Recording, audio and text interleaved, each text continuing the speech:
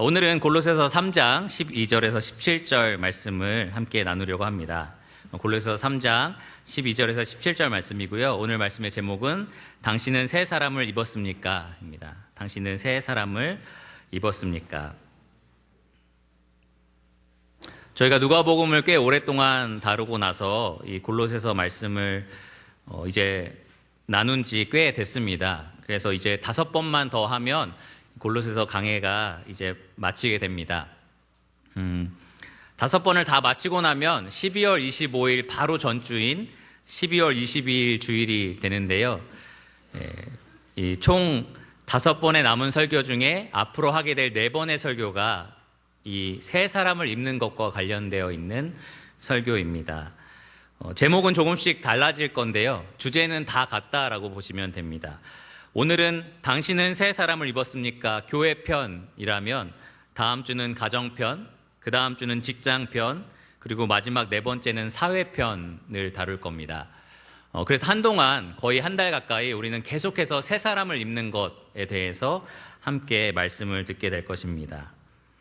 성령께서 앞으로 우리가 한동안 듣게 될 이 말씀 시간을 통해서 새 사람을 우리가 어떻게 입어야 하는지, 이 삶의 각 영역에서 어떻게 새 사람을 입어야 하는지 이 성령께서 하시는 말씀에 우리가 귀를 기울이기를 원합니다. 먼저 우리가 분명하게 알아두어야 할 것이 있는데요. 이 그리스도인이 새 사람을 입는다라는 것은 그리스도께서 이 육체의 죽음을 당하신 분명한 목적입니다. 골로새서 1장 22절을 잠깐 보시면 말씀에 이렇게 기록되어 있습니다. 그의 육체의 죽음으로 말미암아 화목하게 하사 하나님과 우리 사이를 화목하게 하시고 너희를 거룩하고 흠없고 책망할 것이 없는 자로 그 앞에 세우고자 하셨느니라. 그러니까 우리를 구원하시기 위해서 그분이 육체로 죽음을 당하셨는데요. 그 목적이 무엇이냐? 여러분과 제가 하나님 앞에서 거룩하고 흠없는 새 사람으로 변화되게 하기 위해서다, 이렇게 기록되어 있습니다. 뿐만 아니라 그리스도인이 새 사람을 입는 것은 이 사도 바울이 자기 육체에 이 고난과 괴로움을 채워 넣으면서까지 간절히 하기 원했던, 이 골로새 성도에게 간절히 이루고자 했던 그 일이었습니다. 골로새서 1장 28절을 보시면 이렇게 기록되어 있습니다. 우리가 그를 전파하여 각 사람을 권하고 모든 지혜로 각 사람을 가르침은 각 사람을 그리스도 안에서 완전한 자로 세우려 함이라. 사도 바울이 지금 감옥에 갇혀 있고 골로새에게 이 편지를 쓰는 목적도 여기에 있었는데요. 이 골로새 성도 한 사람 한 사람이 그리스도 앞에서 완전한 자로, 새 사람으로 세워지기를 원했던 것입니다. 또한 그리스도인이 새 사람을 입는 것은 오직 예수 그리스도 안에서만 가능한 일입니다. 그분 안에 무엇이 있냐면 지혜와 지식의 모든 보화가 충만하게 거하고 있습니다. 골로새서 2장 9절에 보면 예수 그리스도 안에 신성의 모든 충만이 육체로 거하고 계십니다. 그래서 그리스도인들은요, 오직 이 그리스도 안에서 새로운 사람을 입을 수 있습니다. 예수님께서 너희가 나를 떠나서는 아무것도 할 수 없다 말씀하신 것처럼 우리는 오직 그리스도 안에서만 그리스도의 충만함으로 채워져서 새 사람을 입을 수가 있습니다. 골로새서 2장 19절을 보시면 예수님이 머리가 되셔서 모든 몸에 필요한 것들을 공급하신다라고 기록되어 있는데요. 마찬가지로 그리스도인은 그리스도를 머리로 삼고 그에 소속된 몸으로서 머리가 주는 모든 것을 공급받아 힘줄로, 이 마디와 힘줄로 공급을 받고 연합하여 하나님이 자라나게 하십니다. 새 사람에 대해서 우리가 이런 기본적인 것들을 좀 알고 이 말씀을 좀 시작하려고 합니다. 지난주에 우리가 옛사람을 벗는 것에 대해서 배웠죠. 옛사람과 그 행위를 벗어버려라 라는 성령의 말씀을 들었습니다. 교회는 이제 이 땅에 속한 것이 아니라 그리스도에게 속한 존재가 되었습니다. 교회의 머리는 누구시라고요? 그리스도이십니다. 이 땅이 아니고 그리스도이십니다. 여러분, 이 땅을 밟고 살고 계시지만 여러분이 소속되어 있는 곳은 어디입니까? 하늘나라입니다. 사랑의 아들의 나라입니다. 그렇기 때문에 여러분은 당연히 이 땅의 모습을 벗어버리고 그리스도의 모습을 닮아가야만 합니다. 그것은 이 땅의 가르침이나 사람의 가르침이나 세상의 초등 학문으로 되어지는 것이 아니라 오직 예수 그리스도의 말씀, 그것으로 가능합니다. 우리는 옛사람이 원하는 대로, 우리 마음이 원하는 대로 살 수가 없고요. 이 세상의 공중의 권세 잡은 마귀에 따라서 살 수도 없고요. 이 세상의 사상과 풍조에 따라 살아서도 안 되고요. 오직 예수 그리스도가 원하시는 대로 살아가야만 합니다. 지난주에 우리가 배운 것이 바로 옛사람과 그 행위를 벗어버리라 라는 성령의 아주 분명한 명령이었습니다. 근데 그걸로 끝나는 게 아니고요. 우리가 옛사람만 벗어버리면 되는 것이 아니고, 여러분 아침에 입고 있던 옷을 벗는 이유는 무엇입니까? 벗고 직장에 나가기 위해서? 아니죠. 새로운 옷을 입기 위해서입니다. 마찬가지로 그리스도인이 옛사람을 벗어버리는 것은 그걸로 끝이 아니라 새 사람을 입기 위함입니다. 또 다른 예로 우리가 알코올 중독자를 치료할 때 그 사람이 더 이상 술을 먹지 않는다라는 것으로 완치됐다라고 말하지 않습니다. 그 사람이 술에 대해서 이제 통제할 수 있게 되었고 온전한 몸의 건강을 찾았을 때 이 사람이 완치되었다라고 얘기를 합니다. 암 치료도 한번 생각해 보시면 암 조직이 제거되면 그걸로 끝이 아닙니다. 항암 치료도 하고 계속된 치료를 통해서 이 사람이 이제 완전히 건강하게 되었다, 그런 판결이 났을 때만 암에 있어서 완치되었다라고 판결을 내립니다. 마찬가지로 그리스도인에게 있어서는 옛사람을 벗는 것도 중요하지만 새 사람을 입는 것이 정말로 중요합니다. 그래서 오늘은 이 12절에서 17절 말씀을 통해서 사도 바울이 성령의 감동하심을 받아 모든 그리스도인이 무엇을 입어야 하는지, 어떤 새 사람을 입어야 하는지, 우리에게 어떤 말씀을 주고 있는지 살펴보도록 하겠습니다. 12절에서 17절까지 우리가 입어야 하는 새 사람, 이 네 가지 새 사람에 대해서 말씀이 기록되어 있는데요. 여러분 주보에 보시면 네 가지 우리가 입어야 할 새 사람의 목록이 기록되어 있습니다. 그리스도의 사랑, 그리스도의 평강, 그리스도의 말씀, 그리스도의 이름, 이렇게 네 가지 새 사람의 옷을 여러분이 입으셔야 합니다. 일부러 옷 그림을 넣었어요.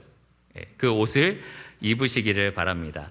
이 모든 새 사람의 옷에 그리스도라는 말이 붙죠. 다 그리스도에게 속한 부분이기 때문입니다. 그러면 오늘 본문을 한번 쭉 읽어보고 그리고 하나씩 살펴보도록 하겠습니다. 3장 12절입니다. 그러므로 너희는 하나님이 택하사 거룩하고 사랑받는 자처럼 긍휼과 자비와 겸손과 온유와 오래 참음을 옷 입고, 누가 누구에게 불만이 있거든 서로 용납하여 피차 용서하되 주께서 너희를 용서하신 것 같이 너희도 그리하고, 이 모든 것 위에 사랑을 더하라. 이는 온전하게 매는 띠니라. 그리스도의 평강이 너희 마음을 주장하게 하라. 너희는 평강을 위하여 한 몸으로 부르심을 받았나니 너희는 또한 감사하는 자가 되라. 그리스도의 말씀이 너희 속에 풍성히 거하여 모든 지혜로 피차 가르치며 권면하고 시와 찬송과 신령한 노래를 부르며 감사하는 마음으로 하나님을 찬양하고, 또 무엇을 하든지 말에나 일에나 다 주 예수의 이름으로 하고 그를 힘입어 하나님 아버지께 감사하라.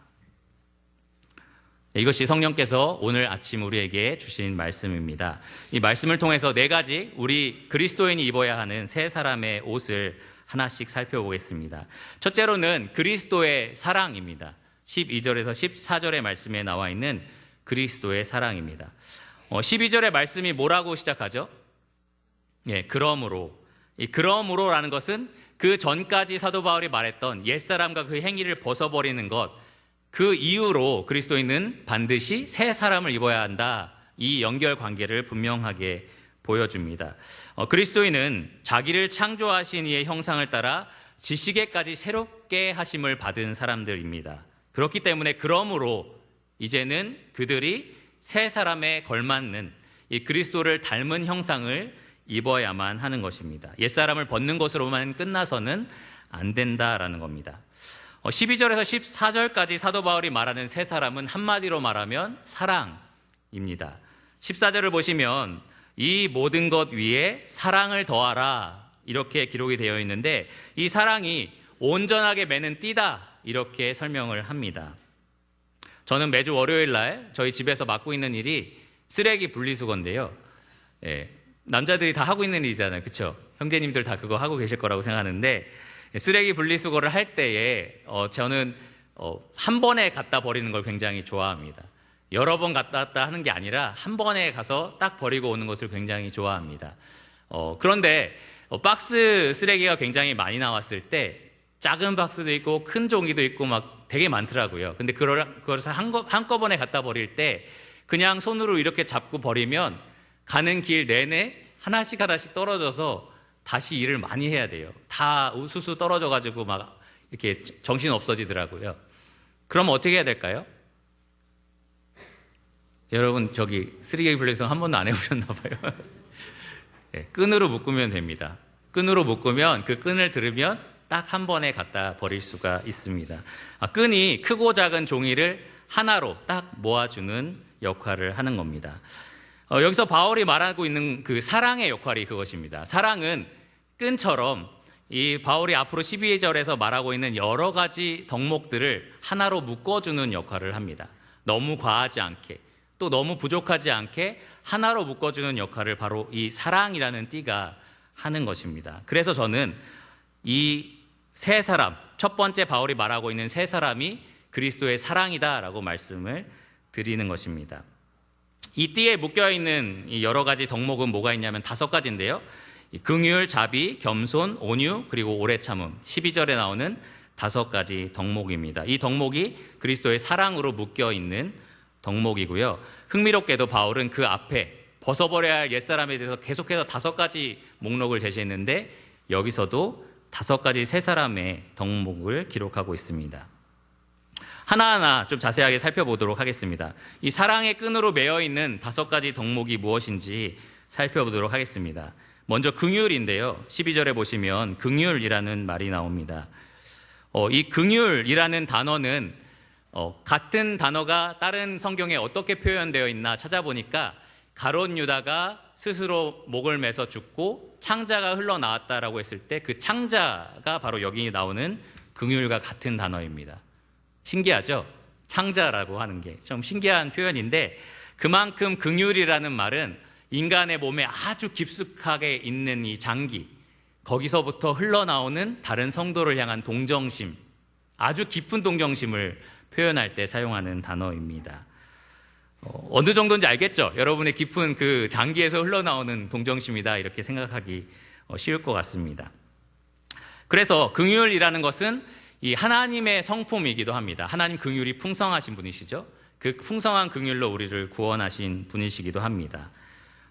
그런데 그리스도인이 입어야 할 여러 가지 덕목 중에 바로 이 긍휼을 입어야 한다라는 겁니다. 여러분들은 성도를 대할 때에 이 하나님이 주시는 긍휼, 하나님이 여러분에게 베푸신 긍휼을 가지고 다른 성도를 대하셔야만 합니다. 깊은 동정심을 가지시라는 거죠. 하나님께서 여러분들을 불쌍히 여기시고 은혜를 베푸신 것처럼 성도를 바라볼 때 마음속 깊은 곳에서 끓어오르는 이 흘러나오는 그런 동정심을 서로에게 가져야 한다라는 겁니다. 그렇게 갖고 계십니까? 예, 좋습니다. 아주 담대하게 말씀해 주셔서 감사합니다. 두 번째로 자비입니다. 두 번째는 자비인데요. 자비는 기본적으로 다른 사람에게 친절하게 하는 태도를 말합니다. 이 톰 라이트라는 사람은 뭐라고 말했냐면 이 자비란 타인을 향한 그리스도적 태도다 이렇게 말을 했습니다. 다른 사람을 바라보는데요. 그리스도의 눈으로, 그리스도의 마음으로 바라본다라는 겁니다. 그리스도께서 우리에게 얼마나 친절하셨습니까? 그리스도께서는 꺼져가는 심지를 끄지 않으시고 상한 갈대를 꺾지 않으시고 자비로우신 분이십니다. 야고보서 5장 11절에 보면 주는 가장 자비하신 분이시다 이렇게 기록이 되어 있습니다. 여러분이 예수님께 받은 친절과 자비를 기억하면 그 마음을 가지고 다른 성도에게 이러한 친절과 자비를 베풀어야 한다라는 겁니다. 여러분 다른 성도를 대할 때 꼭 이 그리스도의 자비를 옷 입으시기를 바랍니다. 세 번째 덕목은 겸손인데요. 톰 라이트는 아까 자비에 대해서 다른 사람을 바라볼 때 그리스도적 태도로 다가가는 거라고 했는데 이 겸손에 대해서는 자기를 바라보는 그리스도적 태도다 이렇게 기록을 했습니다. 그러니까 자기 자신을 바라보는데 그리스도의 눈으로 자기 자신을 바라본다라는 겁니다. 하나님 앞에서 내가 어떤 존재인지를 제대로 보는 것, 그것이 바로 겸손입니다. 누가 하나님 앞에서 교만할 수 있겠습니까? 누가 예수 그리스도와 그 십자가 앞에서 교만을 내세울 수 있겠습니까? 여러분 모두가 저를 포함해서 품어야 하는 마음은 바로 이 겸손입니다. 빌립보서 2장에 보면 너희 모두가 이 마음을 품으라 라고 바울이 말하면서 예수 그리스도의 마음이니 이렇게 기록을 했습니다. 그 마음이 어떤 마음이냐면 하나님과 동등된 분이신데 동등됨을 마땅한 것으로 여기지 아니하시고 자기를 비우사 종의 형체를 취하시고 이 땅에 내려오셔서 죽기까지 복종하신 그 겸손의 마음을 우리 모두가 본받으라 이렇게 기록을 했습니다. 그러므로 그리스도인은 누구를 대하든지 무엇을 행하든지 이 겸손이라는 옷을 입고 있어야 합니다.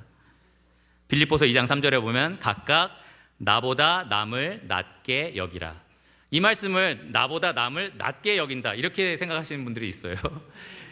그래서 영어 성경을 제가 좀 말씀드리겠습니다. More important라고 되어 있습니다. 나보다 남을 더 중요한 사람으로 여겨라. 모든 사람이 이렇게 겸손을 옷 입고 교회 생활을 하기를 바랍니다. 그 다음에 온유라는 덕목이 있는데요.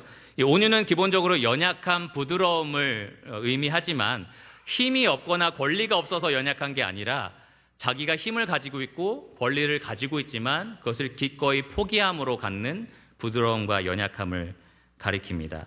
예수님께서 그러셨습니다. 예수님은 하나님으로서의 권리를 가지고 계셨고 그리고 권세를 가지고 계셨지만 이 땅에 내려오셔서 그것을 모두 다 내려놓으시고 십자가에 죽기까지 복종하셨습니다.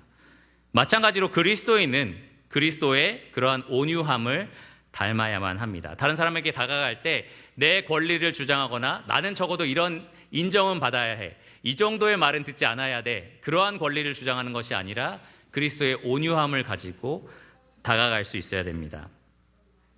예수님 직접 말씀하시기를 나는 마음이 어떻다고요? 나는 마음이 온유하고 겸손하니 내게 배우라. 나의 멍에를 메라. 나의 멍에가 무엇입니까?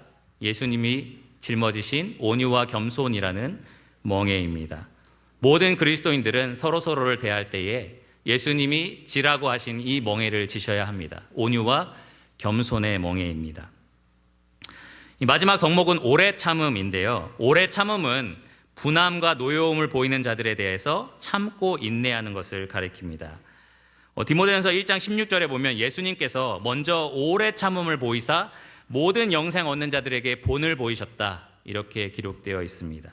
예수님이 십자가에서 오래 참고 하나님의 진노를 대신 당하신 것처럼 우리는 다른 성도에 대해서 그 사람들의 분노 그리고 죄에 대해서 오래 참을 수 있어야 합니다. 지금 이 세상이 지금 많은 죄들이 가득하잖아요. 갈수록 타락하고 더러움이 많고 여러분 진짜 하루하루 죽어가는 사람이 얼마나 많은지 모릅니다. 제가 언제 선교사 이야기를 읽고 있는데 하루에 죽는 선교사의 숫자가 40명이 넘는다 이렇게 기록이 돼 있더라고요. 그래서 자리에 누워서 이렇게 생각을 하면서 지금도 오늘 하루 내가 이렇게 누워서 책을 읽는 이 시간에도 누군가는 어딘가에서 순교하고 있구나 이런 생각을 하게 되었습니다. 또 매일매일 죽어나가는 아기들 생각해 보시면 이 세상이 얼마나 타락하고 악한지 생각해 볼 수 있을 겁니다. 그런데도 하나님이 이 세상을 지금 바로 당장 심판하지 않는 이유에 대해서 베드로후서 3장 9절에는 하나님이 오래 참으사 아무도 멸망하지 않고 모두 회개하기에 이르기를 원하시기 때문이다 이렇게 말씀하십니다. 하나님께서 그리스도께서 이렇게 오래 참고 계십니다.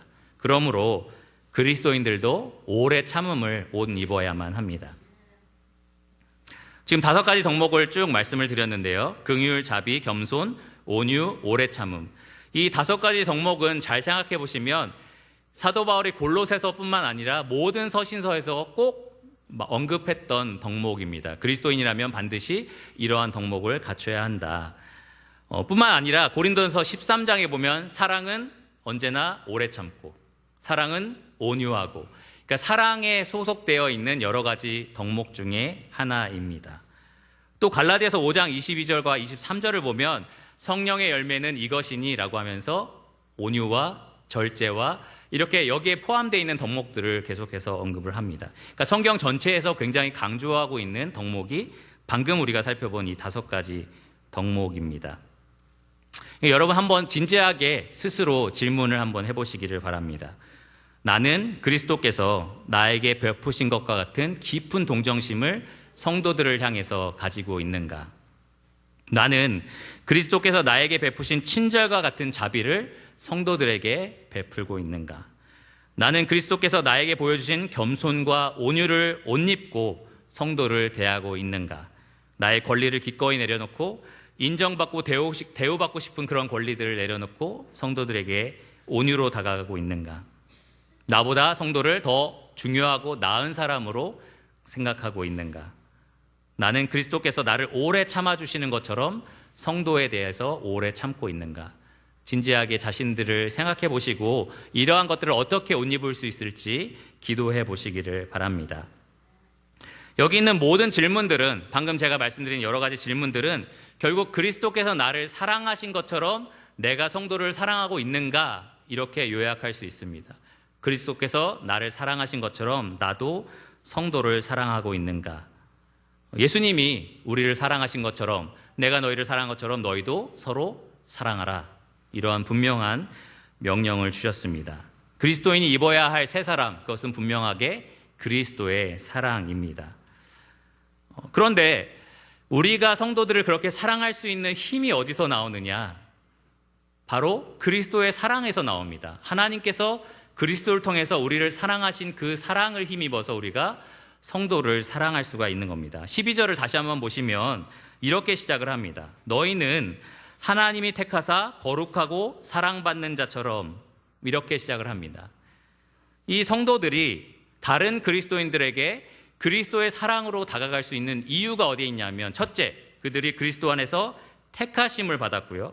둘째, 그들이 그리스도 안에서 거룩하다라는 구별을 얻었고요. 그리고 마지막으로 그들이 그리스도 안에서 하나님의 영원한 사랑을 받았기 때문입니다. 하나님이 먼저 그리스도 안에서 우리를 택하시고 거룩하게 하시고 구별하시고 사랑하셨기 때문에 그 받은 사랑으로 우리가 다른 성도를 사랑할 수가 있는 겁니다. 그러니까 하나님이 우리에게 그리스도의 사랑을 옷 입어라 라는 명령을 주신 것은 우리가 한 번도 경험하지 못하고 채워진 적이 없는 것을 가지고 억지로 다른 사람을 사랑해봐라, 이렇게 하신 것이 아니고 이미 그리스도 안에서 우리에게 풍성하게 채워주신 사랑으로 이제 그 사랑으로 다른 사람들에게 사랑을 줘라, 이런 명령을 주신 것이다 라는 것입니다. 그러므로 여러분 마음속에 인내가 부족하다면, 긍휼이 부족하다면, 자비가 부족하다면, 오래 참지 못한다면 여러분이 해야 할 일은 다른 데 있는 것이 아니라요, 하나님 그리스도의 사랑으로 저를 채워주시기 바랍니다. 하나님 그리스도가 얼마나 오래 참아주셨는지 저에게 기억하게 하여 주시기를 원합니다. 하나님 그리스도의 긍휼과 그리고 그리스도의 사랑과 자비를 제가 다시 한번 맛보게 하여 주시기를 원합니다. 여러분이 하셔야 할 일은 바로 그러한 간구입니다. 그 사랑으로 여러분들이 다른 사람을 사랑할 수 있기 때문입니다. 그러면 그리스도가 우리에게 베푸신 사랑으로 다른 성도를 어떻게 구체적으로 사랑할 수 있겠는가? 아주 구체적인 적용에 대해서 13절에 사도 바울이 이렇게 기록을 합니다. 13절을 보시면 누가 누구에게 불만이 있거든, 이렇게 기록이 되어 있습니다. 여러분, 학교에서 저는 이런 질문 많이 들었는데, 제가 이제 하도 여기 귀 밑에 머리를 깎는 거에 대해서 선생님들이 되게 민감하게 계속 깎거라 이러셔서 약간 삭발같이 하고 간 적이 있었습니다. 그러니까 선생님이 너 뭐 불만 있냐, 이렇게 물어보시더라고요. 그런 불만 때문에 깎은 건 아닌데 그렇게 보였던 거죠. 교회 안에 불만이 있을까요? 여러분 성도를 생각할 때 불만이 있으십니까? 유평교회는 불만이 하나도 없습니다 라고 생각하시는 분? 없으시네요. 저 안타깝네요. 불만이 없는 교회는 사실 없습니다.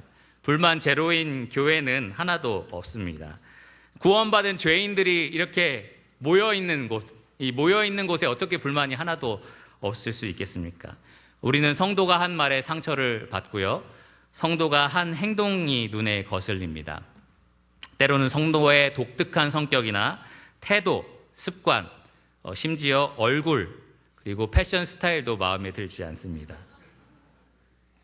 웃으시는 분은 그런 경험이 있다라는 생각이 드네요. 우리가 사실 그렇게 불만이 많이 있습니다. 저의 개인적인 이야기를 좀 들려드리면, 제가 이제 유평교회 말고 다른 성도와 함께 모이는 모임이 있는데, 여러분 잘 아시다시피 제가 결혼한 지 11년이 됐고 계속해서 아이를 위해서 기도하고 있는 상황인 것을 다 아실 겁니다. 근데 그 형제도 잘 알고 있었고, 이제 그 모임에 가서 같이 밥을 먹는데, 보통 딸을 이렇게 아이를 데리고 오는 형제인데 아이를 안 데리고 오고 그날 참석을 했어요. 근데 다른 이렇게 모이는 그룹에 안 앉고 꼭 저랑 아내랑 같이 밥을 먹겠다고 의자를 가져와서 먹더라고요. 그래서 형제는 나를 되게 좋아하나 봐. 이렇게 자리가 저쪽에 많은데 굳이 여기 와서 먹네? 제가 이렇게 얘기를 했습니다. 뭐 나쁜 뜻으로 한 건 아니고요. 근데 이렇게 얘기하더라고요. 평소에 아기를 계속 밥을 먹이다 보니까 밥이 어디로 들어간지 모르고 정신없어서 이 테이블에는 지금 정신없게 먹는 게 아니라 되게 편하게 먹을 수 있을 것 같아서 왔다. 그러면서 그런 면에서 나는 형제님이 너무 부러워요. 이렇게 얘기를 하더라고요. 그 얘기를 딱 듣는데 어떻게 받아들여야 되지? 내가 어떻게 생각해야 되지? 이런 생각이 막 들더라고요. 근데 순간적으로 이 사람은 단지 먹는 것이 불편한데 편하게 먹어서 좋다라는 말을 했을 뿐이다. 이 생각이 딱 들면서 이거를 내가 불만으로 삼지 말고 어떻게 해야 될까라는 고민을 하게 됐습니다. 여러분이 저의 심정을 좀 이해를 하시는 거죠? 네. 그럴 때에 우리가 해야 될 일이 이 바울이 13절에 말하고 있는 것처럼 용납하고 용서하는 것입니다. 용납하고 용서하는 것.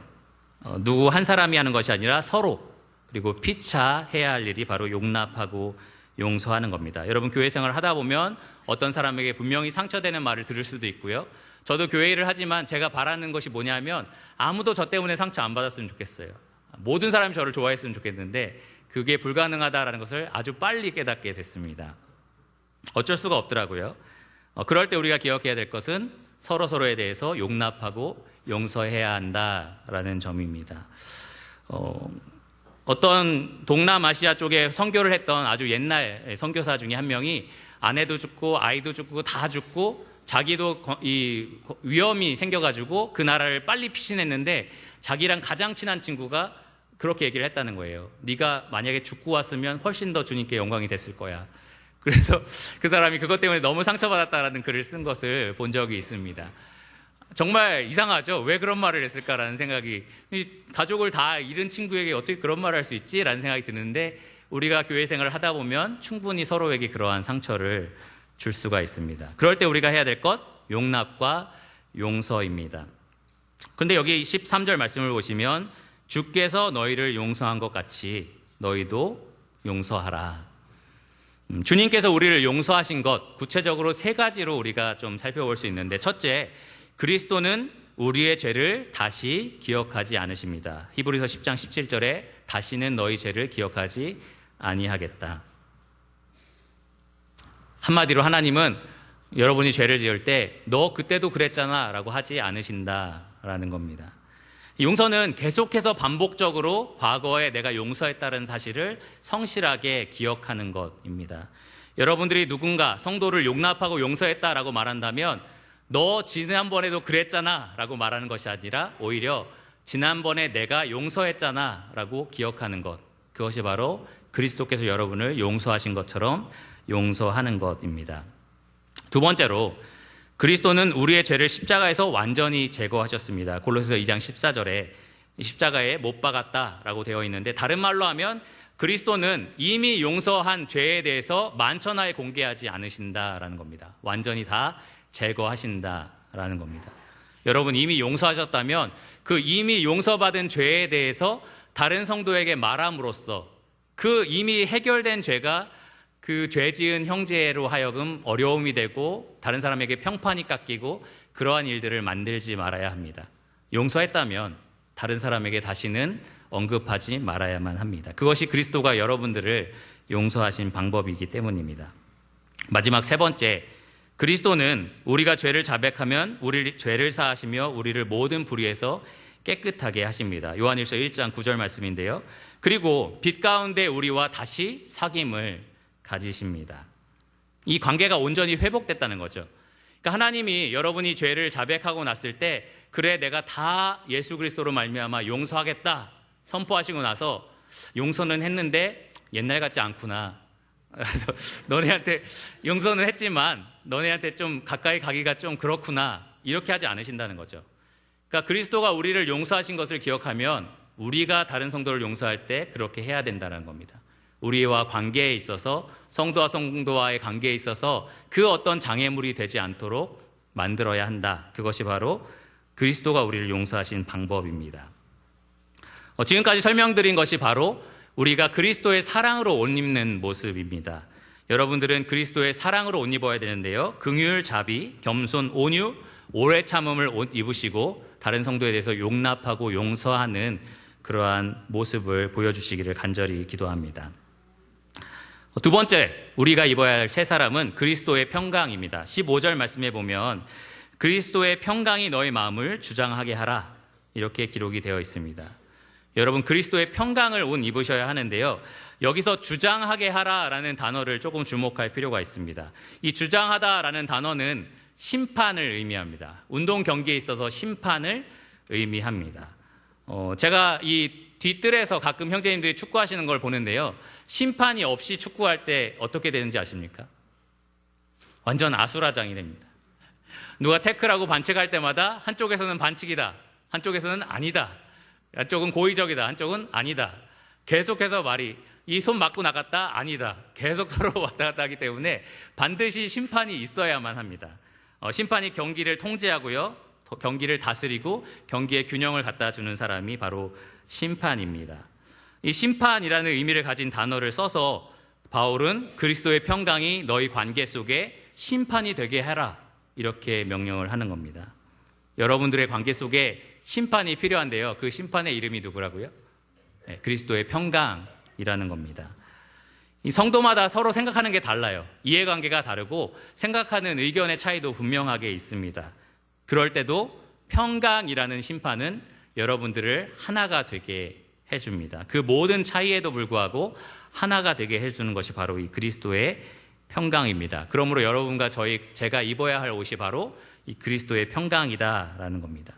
이 바울은 우리가 그 평강을 위해서 한 몸으로 부르심을 받았다, 이렇게 분명하게 기록했습니다. 갈라디아서 3장 28절에 바울이 말한 것처럼 남자나 여자나 헬라인이나 유대인이나 종이나 자유인이나 그리스도 안에서 너희가 다 하나다. 우리가 그리스도 안에서 모두가 한 몸으로 부르심을 받았습니다. 그러므로 여러분, 성도들을 대할 때에 평강을 추구하시기를 바랍니다. 예수 그리스도의 평강을 옷 입고 나아가시기를 바랍니다. 성도와의 관계 속에서 그리스도의 평강이 그 관계를 다스리도록 하시기를 바랍니다. 이 말씀처럼 그리스도의 평강이 여러분들의 마음을 주장하게, 통제하게 하시기를, 그렇게 하시기를 바랍니다. 만약에 여러분 마음에 평강이 없다면, 어떤 성도를 대할 때에 그런 평안한 마음이 들지 않는다면 이 빌립보서 4장 7절에 나오는 것처럼 여러분 하나님께 구하시기를 바랍니다. 하나님께 이 평강을 달라라고 간절히 기도하시기를 바랍니다. 그리하면 지각에 뛰어난 그리스도의 평강, 하나님의 평강이 여러분의 마음과 생각을 예수 그리스도 안에서 지키실 것입니다. 로마서 12장 18절에 보면 할 수 있거든 모든 사람과 더불어 화목하라, 이렇게 기록되어 있습니다. 여러분, 유평교회에서 불편해하는 사람이 한 사람도 없으시기를 간절히 바랍니다. 모든 사람하고 다 똑같이 친밀해지라 라는 말이 아니고요, 모든 사람과 화목해야 된다라는 말입니다. 모든 사람과 그리스도의 평강을 옷 입고 서로를 대하기를 간절히 기도합니다. 세 번째로 우리가 옷 입어야 할 새 사람은 16절 말씀에 나오는 그리스도의 말씀입니다. 16절 말씀을 보시면 그리스도의 말씀이 너희 속에 풍성히 거하여, 이렇게 기록되어 있습니다. 여기서 명령어가 무엇이냐 하면요, 거하다랍니다. 거하다. 이 거하다가 명령인데요, 한마디로 그리스도의 말씀이 너희 안에 풍성히 거하도록 해라 라는 명령어입니다. 그리스도의 말씀으로 옷 입어라 라는 말로 저는 바꾼 건데요, 여러분 마음속에, 여러분 안에 그리스도의 말씀이 풍성하게 채워지도록 노력해야 한다라는 겁니다. 잘 생각해 보시면 바울은 이 골로새에서 편지 처음부터 그들에게 그리스도의 말씀이 풍성히 채워지기를 간절히 기도했을 뿐만 아니라 그렇게 하기 위해서 굉장히 애를 썼었습니다. 골로새서 1장 9절을 보면 바울이 나는 너희를 위해서 기도할 때마다 이것을 위해서 기도한다, 이렇게 얘기하면서 너희로 하여금 모든 신령한 지혜와 총명에 하나님의 뜻을 아는 것으로 채우게 하시기를 원한다, 이렇게 기도를 했습니다. 이 골로새 성도들이 말씀으로 채워지기를 바울은 간절히 기도했던 겁니다. 뿐만 아니라 바울은 한 번도 방문하지 않았던 라오디게아 교회, 이 골로새 교회, 그리고 여러 교회들을 생각하면서 내가 너무 열심히 하고 있는 일이 있는데 무엇이냐 하면 너희들이 이 확실한 이해의 모든 풍성함과 하나님의 비밀인 그리스도를 깨닫게 하려고 내가 얼마나 애쓰는지 너희가 알기를 원한다. 이렇게 기록을 했습니다. 여러분, 이 바울의 심정으로 제가 여러분에게 하는 말이 그것입니다. 정말 유평교회 성도님들이 하나님의 말씀으로 채워지기를 간절히 기도합니다. 제가 이 자리에서 애쓰는 것, 주중마다 계속해서 말씀을 준비하는 이유도 이 말씀이 여러분 안에서 채워지기를, 그리고 역사하기를 간절히 원하기 때문입니다. 여러분, 하나님의 말씀으로, 그리스도의 말씀으로 채우시기를 바랍니다. 이 풍성하게 채우시기를 간절히 기도를 드립니다. 여기 신기한 것은 16절 말씀에 바울이 두 가지 면에서 우리가 그리스도의 말씀으로 채워질 수 있다라고 얘기를 합니다. 꼭 강단에서 전해지는 말씀뿐만 아니라 성도가 성도에게 말씀을 채울 수 있는 두 가지 이 방법, 도구, 수단에 대해서 말을 하는데, 첫째로는 성도의 교제 가운데 가르침과 권면으로 말씀을 풍성히 채울 수 있습니다. 이 가르친다는 것은 그리스도의 바른 교리를 다른 성도에게 알려주는 것을 말하고요. 권면한다는 것은 잘못된 길로 가고 있는 성도에게 바른 길로 오라라고 책망하는 것을 말합니다. 이 그리스도인의 교제에 절대로 빠지지 말아야 할 것이 바로 이 가르침과 권면입니다. 여러분, 서로 교제 나눌 때에 반드시 그리스도의 말씀으로 풍성히 채워져서 서로에게 그것을 채워주는 역할을 해야 한다라는 겁니다. 여러분, 유평교회 말씀 맡은 사람이 누굽니까? 저와 몇 장로들이죠. 근데 뿐만 아니라 이 말씀에 따르면 유평교회 말씀을 맡은 사람, 바로 여러분 모두가 해당된다라는 겁니다. 여러분 모두가 서로 대화할 때에 이 말씀으로 풍성히 채워져서 다른 성도에게 말씀으로 가르치고 말씀으로 권면할 수 있어야 한다라는 겁니다. 예를 들면 우리 아들이 정말 말썽이야 이런 얘기를 하면 그래 좀 때려 막 이렇게 말하는 게 아니라 물론 말씀에 때리라는 말도 있어요. 근데 이 말씀으로 풍성한 사람은 아이를 노엽게 하지 말고 하나님의 교훈과 훈계로 잘 지도해야 된다, 이런 말들을 해야 한다라는 거죠. 물론 공감을 전혀 안 하고 너무 괴로워한 사람한테 말씀대로 해 이렇게 하라는 말은 아닙니다. 앞에 우리가 살펴본 것처럼 사랑으로 깊이 동정하고 자비를 베풀고 이런 모습이 분명히 필요하죠. 근데 동시에 우리는 그리스도인과의 교제 속에서 분명히 하나님의 말씀으로 서로를 도와준다라는 것을 잊지 말아야만 합니다. 특별히 여러분 세상적이거나 미신적인 사상들을 서로에게 주려고 하지 마시고요. 특별히 어른들이 젊은 사람들에게, 부모가 자녀에게, 이 디도서 말씀에 따르면 늙은 여인이 젊은 여인에게 하나님의 말씀으로 훈계해 줄 수 있어야만 합니다. 두 번째로 성도가 이 말씀으로 서로 채워주는 수단은 노래입니다. 찬양. 여기 보시면 시와 찬송과 신령한 노래라고 되어 있는데요. 이 세 가지는 억지로 다 구분할 수는 없습니다. 다양한 노래의 방법을 의미하는데 굳이 말하자면 시는 구약과 신약에 기록되어 있는 여러 시편들과 관련이 되어 있고, 또 노래는 시와 찬송은 하나님과 그리스도에 대한 찬송을 말합니다. 그리고 마지막에 신령한 노래들은 일반적인 노래가 아니라 이 성령의 영감을 받은 노래들, 자작곡인 거죠. 우리 평화 형제가 열심히 만들어내는 여러 가지 곡들도 신령한 노래에 해당될 수 있습니다.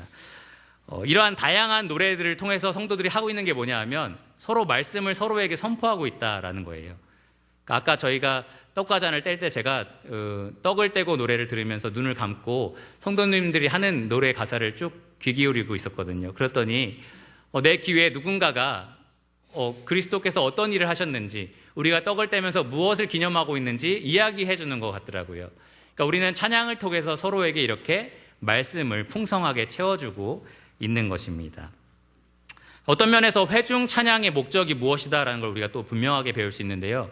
이 회중 찬양은 이 찬양의 가사가 담고 있는 풍성한 가르침을 통해서 성도에게 그리스도의 말씀을 채워주는 것입니다. 그렇기 때문에 풍성하고 건전한 가사가 있는 찬양을 선택하는 것이 중요하고요. 그렇기 때문에 여러분이 부를 때에 오늘 노래가 잘 되는데 이렇게 부르는 게 아니라 부를 때에 이 노래의 가사를 다른 성도에게 선포한다라는 마음으로 노래를 부르셔야 합니다. 우리 임마누엘 찬양대 열심히 연습 중이죠.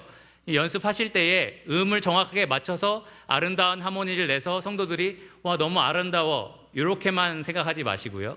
이 가사가 풍성하게 담고 있는 이 그리스도의 말씀을 듣고 있는 모든 사람들에게 은혜롭게 전달한다, 이것에 집중하여 주시기를 바랍니다. 그렇게 하고 계시죠? 네, 감사합니다.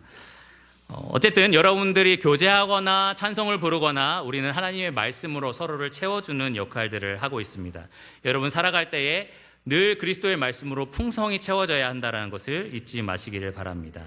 바이블 타임을 하시든지 성경 일독을 하시든지 이 설교 시간이든지 아침에 큐티를 하시든지 오디오 성경을 듣든지 성경 읽기 모임을 하시든지 모든 시간들을 통해서 어떻게든지 그리스도의 말씀으로 채워야겠다라는 생각을 품으시기를 바랍니다. 매일매일 여러분들이 옷을 새롭게 갈아입으시는 것처럼 이 말씀으로 늘 채운다라는 생각을 하시기를 바랍니다. 오늘 아침에 이용장 부치님 부부와 함께 복음반 이 새가족반 공부를 하는데요. 암송이 12가지가 있는데 이 12가지를 다 암송을 하세요. 대단하시죠? 잊어버리기도 하고 계속 외우기도 하고 하시는데 뭐 들어오면 다 빠져나간다. 마치 밑 빠진 그 독처럼 다 빠져나간다 그러시더라고요. 그래서 제가 오늘 아침에 그러면 방법은 하나밖에 없어요.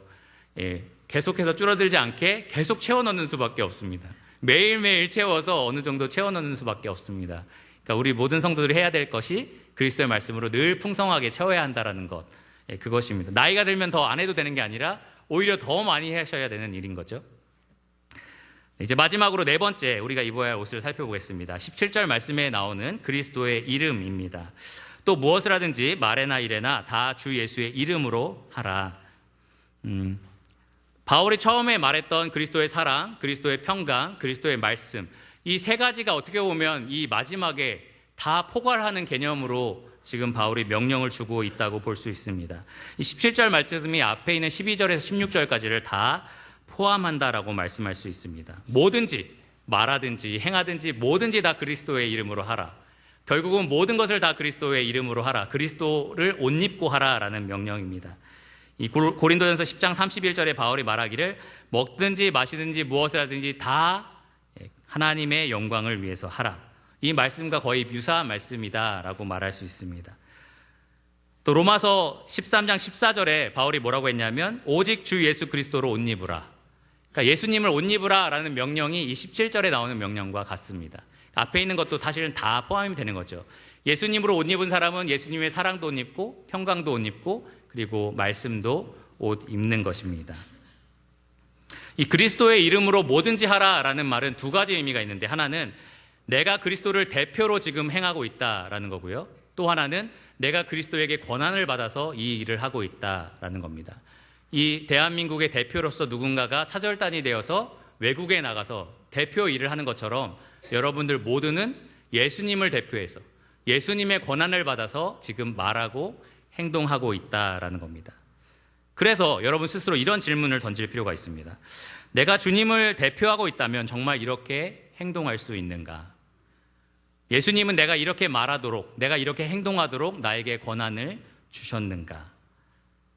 한마디로 여러분이 하는 모든 말과 모든 행동에 있어서 예수님을 생각해야 한다. 예수님의 영광을 위해서 해야 한다. 바로 그러한 말입니다. 그것이 바로 그리스도로 옷 입는다라는 말입니다. 여러분 요즘 네이버 뉴스 같은 데 보면은 그 젊은 아이들, 아주 어린이들, 그 아이들이 하는 행동들이 막 나와요. 오늘 아침에도 신문을 보니까 아이가 선생님이 넘어졌는데 위에 올라가서 얼굴을 때렸다고 하더라고요. 그래서 그러한 기사를 보면 여러분 자연스럽게 머릿속에 생각되는 것이 엄마 아빠는 뭐하지? 아빠 엄마는 애들을 어떻게 가르쳤지? 이런 생각이 듭니다. 아이가 되바라진 말을 하거나 잘못된 행동을 하면 그 부모의 이름에 먹칠을 하는 겁니다. 마찬가지로 그리스도인이 그리스도의 옷을 입고 말하고 행동하고 있는데 되바라진 말을 하거나 악한 행동을 하면 누구의 이름에 먹칠이 될까요? 예수님의 이름에 먹칠이 된다라는 겁니다. 그러므로 무엇을 하든지 예수님의 이름을 옷 입고 행하시기를 바랍니다. 우리가 이렇게 하는 모든 일들은 아버지 하나님께 감사하기 위해서, 찬양하기 위해서인데요. 그래서 잘 보시면 15절부터 3번 연속으로 감사가 반복됩니다. 15절 마지막을 보시면 또한 감사하는 자가 되라. 16절을 보시면 마지막에 감사하는 마음으로 하나님을 찬양하고 17절을 보시면 그를 힘입어 하나님 아버지께 감사하라. 여러분이 새 옷, 예수 그리스도라는 옷을 입는 이유는 이 모든 것을 통해서 하나님 아버지를 감사하고 찬양하기 위해서입니다. 우리가 입고 있는 옷, 예수 그리스도가 말에나 일에나 아버지 하나님을 찬양하고 감사하기 원했기 때문입니다. 여러분, 지금까지 제가 4가지 우리가 입어야 할 세 사람의 옷을 말씀드렸는데요. 하나씩 생각해 볼까요? 첫째, 그리스도의 사랑. 둘째, 그리스도의 평강. 그리고 그리스도의 말씀. 그리고 마지막에 그리스도의 이름이었습니다. 이렇게 4가지의 옷을 입는 것, 여러분 어쩌면 이 말씀을 들으면서 또 다른 압박이나 어려움, 이것도 명령에 순종해야 되는 거야? 이 교회 생활을 하는 데 있어서 더 어려운 여러 가지 명령들을 주네? 라는 느낌을 혹시 받으셨을지도 모릅니다. 하지만 예수님이 우리에게 주신 계명들은 축복의 계명입니다. 이 계명에 순종할 때 우리가 복을 받는 계명입니다. 어제 우리가 청년의 시간에 청년의 아이들과 얘기하면서 주말이 없어요. 토요일은 청년회, 주일에는 주일학교, 주일 모든 집회를 마치고 가면 다음날 월요일 출근. 이래서 주말이 다 없는 거예요. 애들 말을 들어보니까. 그래서 친구들이 점점 떨어져 나간다. 이런 얘기를 해서 그러네. 토요일부터 계속 하면 이 주말이 없네. 이런 생각이 좀 들더라고요. 이렇게 많은 시간을 투자하고 우리 삶의 거의 대부분을 이 교회 생활이라는 데 우리가 투자하고 있는데 거기에 이 4개의 세 사람까지 입으면서 해라라고 하면 이게 너무 무거운 짐이다라고 느껴지실지도 모릅니다. 그런데 이것이 축복인 것은 우리가 다른 성도를 통해서 그리스도의 사랑을 발견할 수 있다는 거고요. 우리가 다른 성도를 통해서 그리스도의 평강을 맛볼 수 있다는 거고요. 우리가 다른 성도를 통해서 그리스도의 말씀으로 채워질 수 있다라는 겁니다. 한마디로 말하면 여러분들은 교회 생활을 통해서 다른 성도를 통하여 그리스도를 맛볼 수 있다라는 겁니다.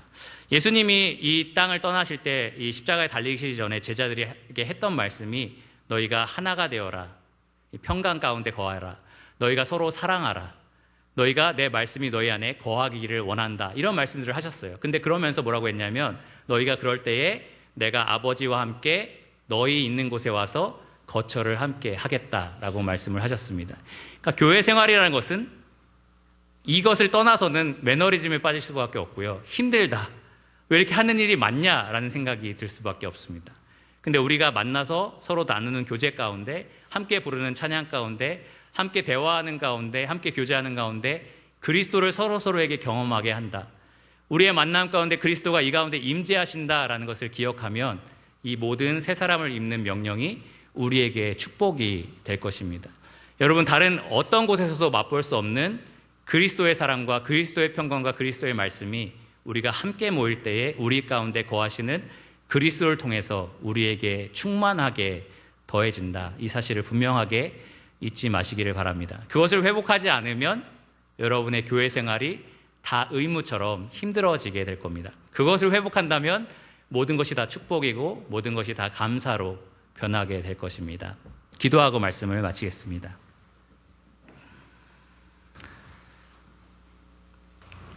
주님 감사합니다. 주께서 구원하신 성도들을 통하여 우리가 그리스도의 사랑과 평강과 말씀을 풍성히 경험하게 하심에 감사를 드립니다.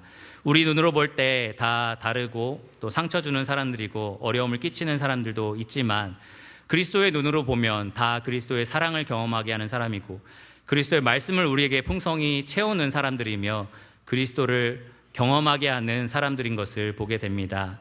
우리가 교회 생활을 할 때마다 이 사실을 분명하게 잊지 말고 주께서 이 교회를 통하여 우리를 축복하시는 방법에 대해서 감사하고 찬양하게 해주시기를 원합니다. 그리하여서 유평교회 모든 성도들이 새 사람을 입는 즐거움을 맛보며 살아갈 수 있게 해주시기를 원합니다. 모든 것을 예수님 이름으로 감사하며 기도드렸습니다. 아멘.